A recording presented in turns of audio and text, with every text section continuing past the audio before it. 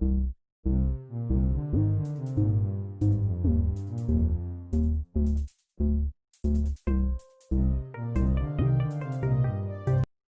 Students, welcome to my YouTube channel commerce classes by Vishal sir. आप सभी का मेरे यूट्यूब चैनल में हार्दिक स्वागत है। बच्चों, आज हम class 11 chapter first nature and concept of business, ये चैप्टर हमारा कॉन्टीन्यूसली चल रहा है। तो ये जो वीडियो है, ये वीडियो नंबर 3 कह सकते हैं आप। इससे पहले मैंने 2 वीडियोज़ और बनाई हैं इस पर। बिजनेस क्या है, बिजनेस का नेचर क्या है, करैक्टरिस्टिक्स क्या हैं, क्लासिफिकेशन ऑफ बिजनेस एक्टिविटीज़, उसमें इंडस्ट्री के बारे में बताया है। और आज हम जो पढ़ रहे हैं वो कॉमर्स के बारे में पढ़ रहे हैं। तो आइए हम पढ़ाई की ओर चलते हैं। आज हम पढ़ेंगे क्लासिफिकेशन ऑफ बिजनेस एक्टिविटीज़। इसमें ये वाला पोर्शन पढ़ेंगे, और ये जो इंडस्ट्री वाला पोर्शन था ये मैंने लास्ट वीडियो में बताया था। ठीक है, अगर आपने वो नहीं देखी है तो उस वीडियो को ज़रूर देखें, आपको सारी की सारी बात अच्छे से क्लियर हो जाएगी। आज हम इसकी बात करेंगे, कॉमर्स क्या होता है, और इसमें ट्रेड और ऑक्सिलरीज टू ट्रेड या एड्स टू ट्रेड बोलते हैं इसको 2 पोर्शन में, 2 पार्ट में डिवाइड किया, क्लासिफिकेशन किया जा सकता है। और ट्रेड में इंटरनल, एक्सटर्नल, और इसमें भी होलसेल, रिटेल, और एक्सटर्नल में इंपोर्ट, एक्सपोर्ट, एंटीपोर्ट। और इधर ऑक्सिलरीज टू ट्रेड में transportation, warehousing, insurance, banking and finance, advertising. तो ये सारी की सारी चीज़ें जो हैं ये क्या दिखाती हैं, क्लासिफिकेशन ऑफ बिजनेस एक्टिविटीज़ दिखाती हैं। आज इसके बारे में डिटेल में पढ़ते हैं। तो आइए चलते हैं, कॉमर्स के बारे में बात करेंगे। कॉमर्स क्या होती है, ठीक है, देखिए कॉमर्स क्या होती है। ये this one commerce, it is concern with buying, number 1 buying, number 2 selling and distribution of commodity. 3 चीज़ें आती हैं इसमें। कॉमर्स क्या होता है, ये कंसर्न होता है बाइंग, कुछ बाय करने से, गुड्स वगैरह, रॉ मटेरियल कुछ भी, सेलिंग बेचने से, और distribution of commodities. And it is an organise system for exchange of goods and services in between the businessman and the customer. इसका मतलब एक दुकानदार, बिजनेसमैन जो व्यापारी है, दुकानदार भी हो सकता है, कोई भी हो सकता है, एंड द कस्टमर्स, उन दोनों के बीच में जो आप गुड्स और सर्विसेज का एक्सचेंज हो रहा है ऑर्गेनाइज सिस्टम की फॉर्म में। ठीक है, तो ये कहलाता है आपका कॉमर्स। और इसमें बाइंग, सेलिंग और डिस्ट्रीब्यूशन कमोडिटीज़ का कहलाता है। कमोडिटीज़ कोई भी गुड्स हो सकती हैं, उनका बाइंग, सेलिंग और डिस्ट्रीब्यूशन कहलाता है। ठीक है, आगे देखिए और पढ़ते हैं इसके बारे में। It is also concern with the marketing aspects of business. ये बिजनेस के मार्केटिंग ऑस्पेक्ट से भी जुड़ा हुआ है। That is supply of right type of the goods to the right person at the right time at the right place. 4 चीज़ें आ रही हैं यहाँ पर, ध्यान से देखें। इसका मतलब ये भी होता है कि हम सही समय पर सही सप्लाई करें गुड्स की, सही व्यक्ति को सही समय पर और सही प्राइस पे। तो ये भी कॉमर्स में जुड़ा होता है। इसलिए सो दैट ये जो 3 पॉइंट्स होते हैं इन्हें हम बोलते हैं so that business commerce includes trade and trade and aids to trade. तो इसलिए कह रहा है जो कॉमर्स है किससे जुड़ा हुआ है, ट्रेड और एड्स टू ट्रेड दोनों से जुड़े हुए हैं। ठीक, आगे कह रहा है कॉमर्स को आगे 2 पार्ट में डिवाइड किया जा सकता है, नंबर 1 ट्रेड और नंबर 2 एड्स टू ट्रेड। पढ़ते हैं, अब हम कॉमर्स की डेफिनेशन पढ़ते हैं। डिफाइन करना आता है तो आप ये लिख दीजिएगा, the sum total of all those activities, उन सभी एक्टिविटीज़ का total, which are involve in the removal of hindrance in the process of exchange of goods. जो गुड्स का एक्सचेंज होता है, जिसमें एक गुड्स को बेचता है, दूसरा गुड्स को खरीदता है, एक बदले में पैसे देता है, दूसरा बदले में पैसे लेता है। तो इसमें सारी सारी एक्टिविटीज़ आती हैं जो कि आपकी process of exchange of good में रुकावट डालती हैं उसके रिमूवल पे। ठीक है, तो कॉमर्स में मतलब सारी की सारी एक्टिविटी जिसके थ्रू हम गुड्स सर्विसेज बेचते हैं वो सारी आती हैं। तो पढ़ते हैं इसके बारे में आगे, फंक्शंस ऑफ कॉमर्स। कॉमर्स के क्या फंक्शंस होते हैं, देखिए क्या होते हैं। ये 6 पढ़ेंगे हम। Removal of hindrance of person, second removal of hindrance of place, third risk, fourth time, fifth knowledge, और 6 फाइनेंस। तो ये इन सब चीज़ों का रिमूवल ऑफ हिंड्रेंस हम पढ़ेंगे। थोड़ा डिटेल में चलते हैं, आइए देखते हैं। नंबर 1 क्या फंक्शन है, कॉमर्स क्या काम करता है। पहला काम है कि जो पर्सन के बीच में दीवार है, हिंड्रेंस है, उसको हटा देता है कॉमर्स। तो it refer to the lack of contact between the producer and customers. तो आप कह सकते हैं, मान लीजिए कि ये प्रोड्यूसर है और मान लीजिए कस्टमर है दिस वन, ये प्रोड्यूसर है दिस वन। तो इसके बीच में जो हिंड्रेंस आ रही है, रुकावटें आ रही हैं, दीवार आ रही है, इसको हटाने का काम करता है commerce. Here the trader acts as an intermediate among them and customer are able to find out the product which they want from the market. तो यहाँ पर वो एक मीडिएटर का काम करता है, ट्रेडर जो है वो कस्टमर जो भी प्रोडक्ट चाहते हैं उनको वो प्रोवाइड कराता है। नंबर सेकंड इसका जो फंक्शन है क्या है, removal of hindrance of place. जो प्लेस है ये इसका भी हिंड्रेंस का काम कराता है, क्योंकि गुड्स प्रोड्यूस कहीं होती हैं, गुड्स का कंजम्पशन कहीं और होता है। फॉर एग्जांपल हम लेते हैं, मान लो हम दिल्ली में रहते हैं, दिल्ली में कंजम्पशन बहुत ज़्यादा हर चीज़ का, लेकिन दिल्ली में कोई भी चीज़ प्रोड्यूस नहीं होती, दूसरे स्टेटों से, बहुत सारे दूर दूर के स्टेटों से आती है दिल्ली में, लेकिन कंजम्पशन दिल्ली में होता है। तो producer and customers are in distance place, दूर दूर पे रहते हैं, प्रोड्यूसर अलग कस्टमर अलग। मतलब प्रोड्यूसर जो गुड्स बनाते हैं, मान लो कि यूपी का कोई बंदा है लेकिन खरीदने वाले दिल्ली के कस्टमर हैं, तो ये अलग है। Hence the commodities should be transferred from production centre to the customers. इसलिए जो कमोडिटीज़ हैं वो जहाँ बनती है वहाँ से लेके जहाँ कस्टमर कंज्यूम करते हैं वहाँ तक पहुँचती है। तो this problem can B solve by the system of commerce. Commerce से ही ये जो प्रॉब्लम है दूर हो सकती है, मीन्स ट्रांसपोर्टेशन से, पैकेजिंग से और इंश्योरेंस से। ठीक है, तो ये एक तरह से जो प्लेस का हिंड्रेंस है उसको रिमूव करने का काम करता है। नंबर थर्ड पे कह रहा है हमें removal of hindrance of risk. Risk जो है उसके बीच में जो रुकावटें आती हैं उसको भी रिमूव करने का काम कॉमर्स ही करता है। Goods and properties of business are subject to various risk such as fire, theft, damages. हम जो भी गुड्स और प्रॉपर्टीज बिजनेस में यूज़ करते हैं उनमें बहुत सारे रिस्क होते हैं, जैसे आग भी लग सकती है, चोरी भी हो सकती है, डैमेज भी हो सकती हैं, डिस्ट्रॉय भी हो सकती हैं। तो इन सब के लिए इंश्योरेंस होता है। तो ये जो इंश्योरेंस बढ़ा रहा है ये बहुत ज़रूरी है। ठीक है, तो आप इससे रिस्क से बच जाते हैं, तो ये काम कॉमर्स करता है सारा। नंबर 4 पे हम पढ़ रहे हैं removal of hindrance of time. Time का मतलब हो गया, मैं आपको अभी बता रहा था कि गुड्स प्रोड्यूस कहीं होती हैं और गुड्स का कंजम्पशन कहीं होता है, और कई चीज़ें तो ऐसी होती हैं जो 5 to 6 मंथ प्रोडक्शन होता है लेकिन कंज्यूम पूरे 12 के 12 महीने साल में होती है। जैसे हम एग्जांपल ले सकते हैं कि गेहूं का ले लें, वीट का ले लें। वीट 5 या 6 महीने या 7 महीने उगता है लेकिन उसकी कंजम्पशन 12 के 12 महीने हर जगह रहती है, तो उसके लिए वेयर हाउसिंग आता है। ठीक है, हम वेयर हाउसिंग स्टोर करते हैं उनको, और जैसे जैसे उसकी ज़रूरत होती है उस हिसाब से वहाँ सप्लाई होती रहती है। तो there may be a gap between the production and the consumption. यही वाली बात मैं आपको बता रहा था। As the production is carried out in the anticipation of future demand. तो गुड्स बनती कहीं है, प्रोड्यूस कहीं होती है, कंजम्पशन कहीं होता है, और 12 के 12 महीने कोई भी गुड्स ज़रूरी नहीं है सारी प्रोड्यूस हो, कुछ 5-6 महीने होती है लेकिन कंजम्पशन पूरे साल होता है। तो इसलिए हम उनको क्या करते हैं, वेयर हाउसिंग करते हैं। Therefore it become necessary to store the goods until they are sold. जब तक बिकती नहीं है वो स्टोर की जाती हैं। This problem can be solved only by warehousing, जो ये बता रहा है। तो ये वेयर हाउसिंग से ही पॉसिबल है, उसके बिना पॉसिबल नहीं है। और इसके हिंड्रेंस का काम कौन करता है, कॉमर्स। नंबर 5 पे पढ़ रहे हैं हम removal of hindrance of knowledge. Knowledge के बीच में जो दीवारें या रुकावटें आती हैं, हिंड्रेंस का मतलब प्रॉब्लम से, रुकावटों से होता है, बैरियर से होता है, उनको हटाने का काम कॉमर्स करता है। Knowledge of the customer about the product and services offered by the business organisation is a major problem in the business. वो कह रहा है जो कंज्यूमर्स होते हैं प्रोडक्ट और सर्विसेज के बारे में बहुत सारी जो नॉलेज ऑफर्ड की जाती है बिजनेस ऑर्गेनाइजेशन के द्वारा, तो ये कस्टमर तक पहुंचानी पड़ती है, तो इसका काम कॉमर्स करता है। तो इसमें हम क्या करते हैं, एडवर्टाइजिंग, क्योंकि हमारा प्रोडक्ट कैसा है, कैसे चलाते हैं, कैसे यूज़ करते हैं, सब एडवर्टाइजिंग में दिखाया जाता है, और ये काम सिर्फ कॉमर्स के हेल्प से ही हो सकता है। तो advertising helps in the removal of the hindrance of the knowledge among the buyers. Okay, अब 6 पढ़ रहे हैं हम removal of hindrance of finance. ये जो फाइनेंस है, पैसा है, वित्त है, क्योंकि बैंक से लोन वगैरह भी लिए जाते हैं, तो ये भी काम जो है हिंड्रेंस इसको रिमूव करने का कौन करता है, कॉमर्स करता है। The problem of finance can be handled by banks, ये बैंक करते हैं सारा काम, which form part of commerce, commerce का ही पार्ट होते हैं। It will also help the businessman in exchange of money between different person at different places. ठीक है, अलग अलग लोगों को जगह जगह जहाँ जहाँ पैसे की जरूरत होती है, ये सब कॉमर्स की हेल्प से हो जाता है। एक नया प्रोडक्ट शुरू हुआ था 2-3 साल पहले, मेक इन इंडिया, आपने सुना होगा। ठीक है, इसके बारे में बात करते हैं थोड़ा सा।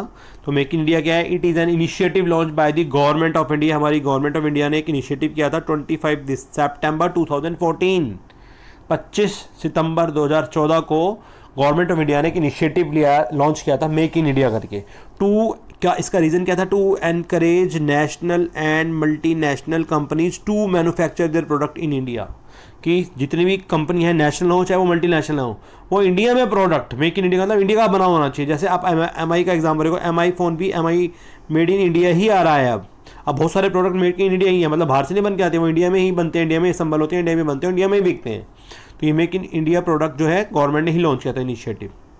और its major objective are job creation and skill enhancement in 25 sector of the economy. उसका मेन कारण ये था कि हमारे देश में जॉब क्रिएशन हो, स्किल एनहांसमेंट हो 25 सेक्टर में इकोनॉमी के। सम ऑफ आर ऑटोमोबाइल है, एविएशंस हैं, बायोटेक्नोलॉजी है, केमिकल्स हैं, कंस्ट्रक्शन है, डिफेंस है, electric machinery, food processing, IT, oil, gas, ये सारी की सारी, माइनिंग, रेलवेज, एंटरटेनमेंट। तो ये मेक इन इंडिया प्रोडक्ट काफ़ी ज़्यादा फ्रूटफुल साबित हुआ इंडिया के लिए। अब हम बात कर रहे हैं ट्रेड। ट्रेड क्या होता है, ट्रेड के बारे में पढ़ते हैं। आइए, ट्रेड को हिंदी में व्यापार कहते हैं। ट्रेड क्या होता है? Buying and selling, number 1 buying और नंबर 2 हो गया सेलिंग ऑफ गुड्स, गुड्स को खरीदना और बेचना, which involves the exchange of commodities for money और मनीज वर्थ, पैसे के लिए या पैसे के बराबर कोई भी है, चेक वगैरह, इसके लिए अगर हम गुड्स को खरीदते हैं बेचते हैं तो इसको बोला जाता है ट्रेड। ठीक है, तो कितने तरह का होता है ट्रेड? ट्रेड 2 तरह का होता है। Number 1 home trade, number 2 foreign trade. जो एक देश की बाउंड्री के अंदर होता है, जियोग्राफिकल बाउंड्री के अंदर होता है, वो होम ट्रेड होता है। और जो दूसरी, जो बियॉन्ड द जियोग्राफिकल बाउंड्री, मतलब बाहर दूसरी कंट्री से माल हमारे देश में आता है, हमारा माल बाहर जाता है, इसको फॉरेन ट्रेड कहते हैं। ठीक है, पढ़ते हैं होम ट्रेड क्या होता है। ये रहा, आप जैसा कि देख रहे हैं ये मैप है इंडिया का। ठीक है, ये है मैप ऑफ इंडिया, या आप कह सकते हैं इंडिया की ज्योग्राफिकल बाउंड्री के अंदर। आप जैसे एग्जांपल दिया जा रहा है, this one example, for example Kochi से माल मुंबई चला गया तो ये होम ट्रेड है। It is also known as the domestic trade of और इंटरनल ट्रेड, इसे डोमेस्टिक या इंटरनल ट्रेड भी कहते हैं। इसमें बाइंग और सेलिंग गुड्स होती है with in the country, with in the country होता है, देश के अंदर ही होता है कि देश की ज्योग्राफिकल बाउंड्री के अंदर।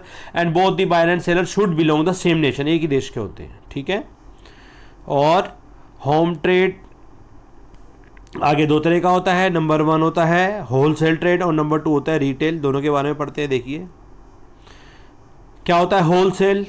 होलसेल होता है buying and selling in large quantities. जब हम खरीदना बेचना बहुत बड़ी मात्रा में करते हैं उसको होलसेल कहते हैं। आजकल बहुत सारे बड़े बड़े कंपनीज और मॉल्स भी खुल गए हैं जो होलसेल में डील करते हैं, वहाँ से आप माल खरीद सकते हैं डायरेक्ट। ठीक है, आप एग्जांपल देख रहे हैं जैसे कि ये रहा, होलसेल में बल्क में माल खरीदा जा रहा है। A wholesaler buys goods directly from the producers and sells them to the retailers. एक होलसेलर क्या करता है, होलसेल में टोटल माल वो प्रोड्यूसर से डायरेक्ट खरीदता है और बाद में उन्हें रिटेलर्स को बेच देता है।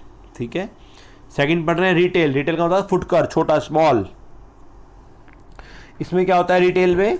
रिटेल में जो बाइंग और सेलिंग होता है,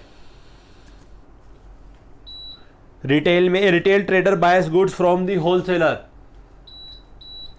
and sells them to the customers. Retailer क्या करता है, रिटेल थोड़ी थोड़ी मात्रा में गुड्स को होलसेलर से खरीदता है, मतलब होलसेलर से खरीदता है एकदम गुड्स और उनको बेच देता है आगे कस्टमर्स को।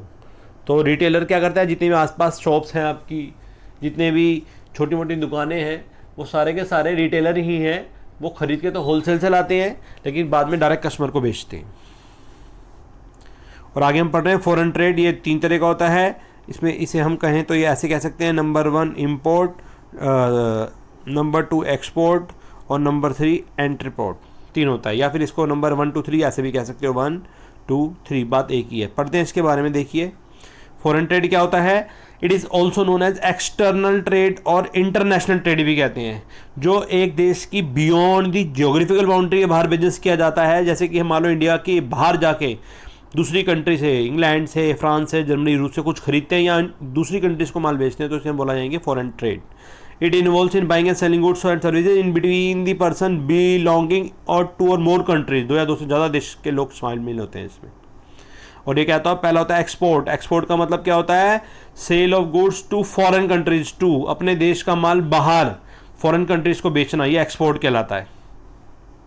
इंपोर्ट क्या होता है, purchase of goods from foreign countries. From और टू का फर्क है, जब दूसरे देश से माल खरीद के अपने देश में मंगाया जाता है इसे इंपोर्ट बोलते हैं, और जब अपने देश का माल दूसरे देश को बेचा जाता है इसे एक्सपोर्ट बोलते हैं। और थर्ड पढ़ रहे हैं हम एंट्रीपोर्ट। ये क्या होता है, इसमें एक देश, मान लो हमने इंग्लैंड से माल खरीदा और इंडिया ने आगे उसको एक्सपोर्ट कर दिया चाइना को। ठीक है, इंडिया ने क्या करा, इससे खरीदा और आगे इसको दे दिया, तो इसको बोलते हैं entrepot. Importing goods from one country to for the purpose of exporting them to some other countries. एक अलग कंट्री से माल मंगाना, एक देश से माल मंगाना और आगे उसको एक्सपोर्ट पर्पज से दूसरी कंट्री को दे देना, ठीक है, ये कहलाता है एंट्री पोर्ट। थर्ड है ये, मतलब इंडिया मीडिएटर काम कर रहा है एक तरह से, इंग्लैंड से माल खरीद रहा है और चाइना को बेच रहा है, ठीक है। ये हमने पढ़ा है टोटल। टाइप्स ऑफ ट्रेड हमने पढ़ा, एक तो होम ट्रेड होता है और एक फॉरेन ट्रेड होता है, आप समझ गए होंगे आप क्या होता है। और होम ट्रेड एक देश के अंदर जोग्राफिकल बाउंड्री के अंदर जो किया जाता है, सेम कंट्री के अंदर ही होता है, वो होता है ये होलसेल भी होता है और रिटेल भी होता है। और आगे फॉरेन ट्रेड क्या होता है, जब एक देश की जोग्राफिकल बाउंड्री के बाहर बिजनेस किया जाता है, इंटरनेशनल ट्रेड भी बोलते हैं इसको, तो उसको हम फॉरेन ट्रेड कहते हैं। ये 3 तरह का होता है, एक्सपोर्ट, इंपोर्ट और एंट्री। अब हम पढ़ रहे हैं एड्स टू ट्रेड या ऑक्सिलरीज टू ट्रेड। ट्रेड में कौन कौन से हेल्प करने वाले होते हैं, एड्स होते हैं, ऑक्सिलरीज होते हैं। देखिए कौन से होते हैं, the activities which assist trade are called aids to trade और ऑक्सिलरीज टू ट्रेड। वो एक्टिविटीज़ जो ट्रेड में हेल्प करती हैं, मदद करती हैं, उनको हम एड्स टू ट्रेड या ऑक्सिलरीज टू ट्रेड कहते हैं। क्या होती हैं, पढ़ते हैं। एड्स टू ट्रेड इंक्लूड, इसमें एक तो transport, banking, insurance, warehousing, advertising, ये सारी सर्विसेज आती हैं। ट्रांसपोर्टेशन पढ़ रहे हैं इसके बारे में, आप देख रहे हैं ये ट्रांसपोर्टेशन का एग्जांपल है। फिर उसके बाद हम पढ़ रहे हैं इंश्योरेंस, ये इंश्योरेंस का एग्जांपल है। और ये पढ़ रहे हैं बैंक के एग्जांपल्स हैं। तो ये सारी सर्विसेज बिजनेस को जिंदा रखने के लिए, कॉमर्स को बढ़ाने के लिए बहुत ज़रूरी होती हैं। अगर ये ना हो तो बिजनेस पॉसिबल ही नहीं है। तो this services enterprises facilities movement, इससे movement, finance, risk coverage, storage, sales, promotion, सब काम इससे बहुत आसानी से होता है।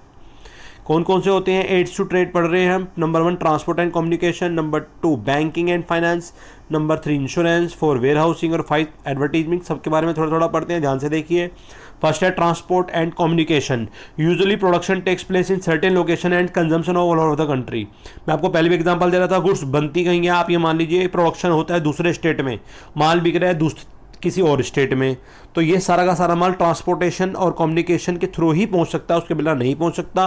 तो this problem is removed by the transport, ये ट्रांसपोर्ट ही दूर करता है। Various modes such as roads, ठीक है, वाटर ट्रांसपोर्ट, रेल ट्रांसपोर्ट, किसी भी तरह माल आ सकता है, वो रोड के थ्रू भी आ जाता है, रेल के थ्रू भी आता है, और वाटर ट्रांसपोर्ट शिप वगैरह के थ्रू भी, कार्गो के थ्रू भी आ जाता है, ठीक है। तो ये सारा का सारा जो हिंड्रेंस दूर कौन करता है, ट्रांसपोर्ट ना हो तो हम एक जगह दूसरे स्टेट की गुड्स अगले दूसरे स्टेट में हम नहीं कंज्यूम कर सकते। तो ये बहुत ज़्यादा इंपॉर्टेंट है aids to trade. along with the transport communication भी बहुत इंपॉर्टेंट है, is very essential which help the producer, trader and consumer in exchange of information. तो कम्युनिकेशन होना बहुत जरूरी है। जैसे देखिए आपस में कम्युनिकेशन कर रहे हैं, मान लो ये एक स्टेट का है, ये सेकंड स्टेट का है, तो दोनों में कम्युनिकेशन होना बहुत जरूरी है। इसमें postal service, telephones, other modern means of communication, mobiles, ये सब बिजनेस की ऑक्सिलरीज में आते हैं। सेकेंड हम पढ़ रहे हैं बैंकिंग एंड फाइनेंस। बैंकिंग आप जानते हैं, all business concern need fund, सबको पैसे चाहिए फॉर एक्वायरिंग एसेट्स, खरीदने के लिए, रॉ मटेरियल खरीदने के लिए, meeting day to day expenses के लिए। तो उसके लिए क्या है, बैंक। इसके लिए क्या है, बैंक। अगर बैंक ना हो, कोई भी बिजनेसमैन अपने पास कैश नहीं रखता, सब एटीएम रखते हैं, और डिजिटल आजकल तो डिजिटल चल रहा है, डिजिटल से ऑनलाइन सारा काम हो रहा है, तो ये बैंक बहुत ज़रूरी है। बैंक ही और बैंक और फाइनेंस दोनों ही बहुत ज़रूरी हैं। तो finance is the foundation of all business provided by banks. Bank he provide करते हैं, बिना इसके कोई भी बिजनेस पॉसिबल नहीं है। तो ये एड्स टू ट्रेड में आता है। How banks help the business, business की कैसे हेल्प करते हैं। Bank accept deposit, bank deposit को एक्सेप्ट करते हैं from the public and the provide credit facility to business. जितने भी लोग होते हैं छोटी छोटी अपनी डिपॉजिट्स को बैंक में जमा कराते हैं, और धीरे धीरे करके बैंक के पास काफ़ी सारा पैसा इकट्ठा हो जाता है, और बैंक इन पैसों को आगे लोन पे दे देता है बिजनेस वालों को और बिजनेसमैन्स को, क्रेडिट फैसिलिटी भी दे देता है। तो ये उधार भी देते हैं, मनी ओडी की फॉर्म में, ओवरड्राफ्ट की फॉर्म में, कैश क्रेडिट की फॉर्म में, लोन्स की फॉर्म में, डिस्काउंटिंग ऑफ बिल्स की फॉर्म में, कलेक्शन ऑफ चेक की फॉर्म में। तो बहुत सारी फैसिलिटीज़, बहुत सारे काम, सर्विसेज जो है बैंक ही देता है बिजनेस को। अब हम पढ़ रहे हैं इंश्योरेंस। ये भी एड्स टू ट्रेड का बहुत इंपॉर्टेंट पार्ट्स है।